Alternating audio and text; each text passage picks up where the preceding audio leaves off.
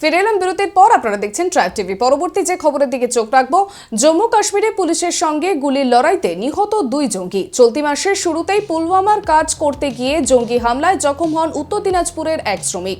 নিহত 2 সন্ত্রাসবাদী ওই হামলায় যুক্ত ছিলেন বলে জানিয়েছে উত্তর এবং জম্মু কাশ্মীরের পুলিশ। বুধবার রাতে শ্রীনগরের কাছে নওগ্রামে জঙ্গিদের লুকিয়ে থাকার খবর পেয়ে অভিযান শুরু করে পুলিশ। সেখানে গুলির লড়াইতে 2 জঙ্গির মৃত্যু হয়। নিহত জঙ্গিরা আনসার ঘাওয়াল এবং উল ঘিন্দ জঙ্গি গোষ্ঠীর সদস্য ছিল বলে জানিয়েছেন কাশ্মীর জোন পুলিশ। কয়েকদিন আগেই সোপিয়ান নিরাপত্তা কর্মীদের সঙ্গে গুলির লড়াইয়ে মৃত্যু হয় আরও এক জঙ্গির।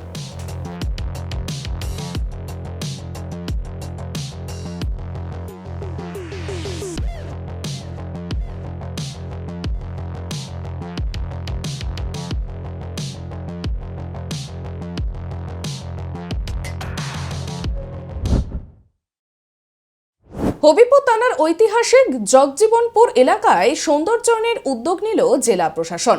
জগজীবনপুরের বৌদ্ধবিহারের বেহাল পরিকাঠামো। ওই এলাকার বাসিন্দাদের দাবি, পুরাতত্ত্ব বিভাগ থেকে 2005 সাল পর্যন্ত খনন কার্য করা হয়েছিল, তারপরেই কাজ থেমে গেছে। বৌদ্ধ সন্ন্যাসীদের মঠ হিসেবে উল্লেখিত রয়েছে মালদার জগজীবনপুর। পর্যটন কেন্দ্র গড়ে তোলার ক্ষেত্রে জগজীবনপুরকে যদি আরও সুন্দরভাবে সাজানো হয়, তাহলে এলাকার মানুষদের যেমন কর্মসংস্থান বাড়বে, ঠিক তেমনই দেশজুড়ে সুনাম ছড়াবে, এমনই দাবি এলাকার বাসিন্দাদের। মালদা জেলার শাসক নীতিন সিংহানিয়া জানিয়েছেন, ঐতিহাসিক স্থল ও জনজীবনপুরের সৌন্দর্যায়নের উদ্যোগ নেওয়া হয়েছে। রাস্তা, পার্কিং, লাইট অ্যান্ড সাউন্ড এবং হোমস্টে করার উদ্যোগ নেওয়া হয়েছে প্রশাসনের পক্ষ থেকে।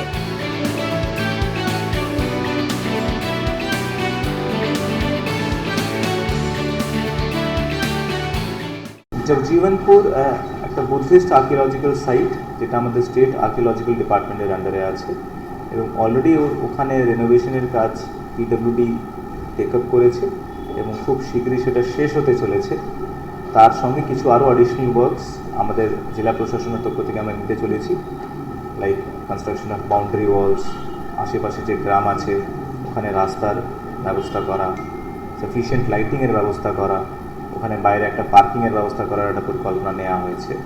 এবং আমরা আশা করছি ফুল ফ্লেজেডলি জগজীবনপুরকে আরও যাতে ট্যুরিজম পোটেনশিয়াল আরও বাড়ে, তার জন্য একটা প্রচেষ্টা নেওয়া হচ্ছে। কিছু হোমস্টেজও ওখানে আইডেন্টিফাই করা হয়েছে।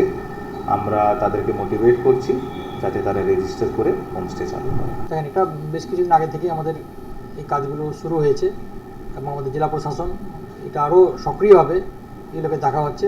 আমাদের হোমস্টে অলরেডি অনেকটাই কাজ এগিয়ে গেছে এবং বুকিংও প্রায় শুরু হওয়ার মতো। এটা আমরা অনলাইনে বিভিন্ন আপনাদের যে হোটেলগুলো আছে সেখানে শুরু করে প্রত্যেকটা যাতে আপলোড করার চেষ্টা করছি আমাদের জেলা শাসক এবং আমাদের জেলা পরিষদের পক্ষ থেকে।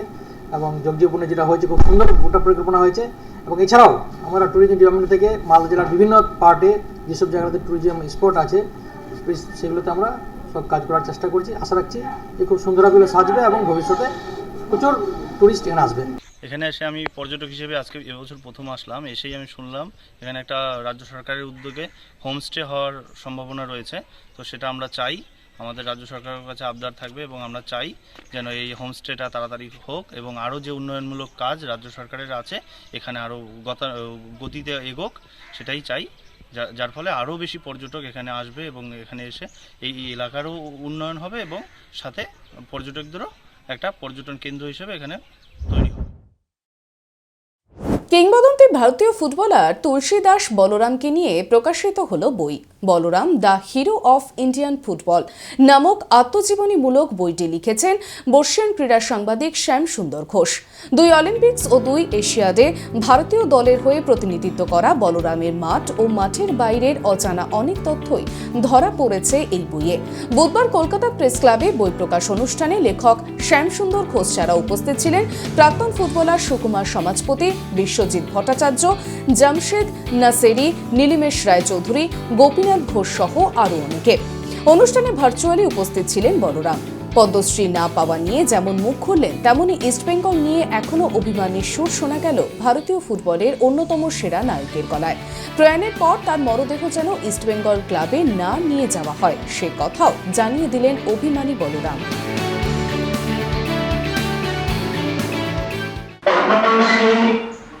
এখন আমি আমাদের সময় যাচ্ছে কিছু খবর বলবে আমরা করতে পারছি, আর কিছু মূল্যেও পাশাপাশি পাবে।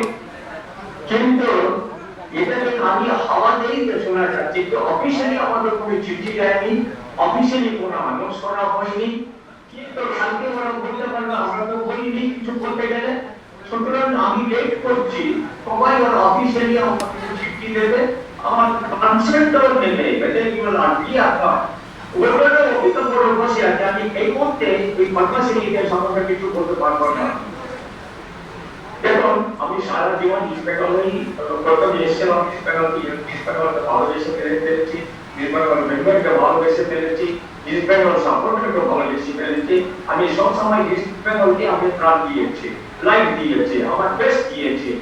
কিন্তু আমি যখন সন্তোষ মানদে আমাদেরকে একটা বেনিফিট ম্যাচ দিয়েছে শিলচরে, ওখানে যে পল্টু দাস হচ্ছে ইন্সপেক্টরের সেক্রেটারি ছিল, উনি তখন জোর করে বললেন যে বর্ণাম তো ইন্সপেক্টর ছেড়ে দিয়ে চলে গেছে, এখন হচ্ছে প্রশাসন ম্যানেজমেন্ট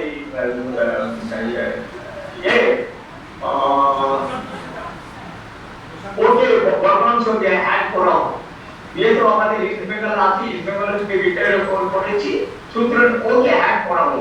আমি great insult, say great insult to me.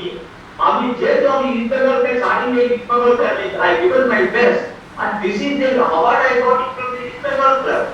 So I decided and then I told Santosh, please withdraw my name, I don't want to take credit man. So I told him immediately, I told him if I die also I don't want to go. আমি inspector ক্লাবে আমার gate করে নিয়ে যাবে না, inspector ক্লাবে আমি পা দেবো না। খেলেছি এখন যারা ছেড়ে দিয়েছে আমার ইন্সপেক্টর সঙ্গে আমার পুরো কানেকশন নেই। Still আমি having that same prestige of maintaining. I'm not going to inspector. I told my friends and everyone not to take my dead body to inspector to I die. And don't ask them to get back also my dead body. সব ধরনের cricket থেকে অবসর নিলেন রবিন উথাপ্পা। বুধবার টুইটারে দীর্ঘ একটি post করে তিনি জানিয়েছেন ক্রিকেট দুনিয়া থেকে সরে দাঁড়াচ্ছেন তিনি। তার পোস্টে আরও লিখেছেন ক্রিকেটের ইনিংসের পরে তার জীবনের নতুন অধ্যায় শুরু করতে চলেছেন সিএসকে ব্যাটার। প্রসঙ্গত 2007 সালে টি-20 বিশ্বকাপ জয়ী ভারতীয় দলের গুরুত্বপূর্ণ সদস্য ছিলেন উথাপ্পা। কেকেআরকে আইপিএল জেতানোর নেপথ্যেও গুরুত্বপূর্ণ ভূমিকা ছিল তার। টুইটারে একটি পোস্ট করে সকলকে ধন্যবাদ জানিয়েছেন উথাপ্পা। তিনি লিখেছেন, আমার দেশ এবং রাজ্য কর্ণাটকের হয়ে প্রতিনিধিত্ব করতে পেরে আমি গর্বিত। তবে সব ভালো জিনিসই একদিন শেষ হয়ে যায়। সকলের প্রতি আমার কৃতজ্ঞতা জানিয়ে আমি সব ধরনের ক্রিকেট থেকে অবসর নিচ্ছি। 20 বছর ধরে আমার ক্রিকেট জীবনে অনেক ওঠাপড়া দেখেছি, তবে সেই অভিজ্ঞতা কাজে লাগিয়ে আমি মানুষ হিসেবে অনেক উন্নতি করেছি।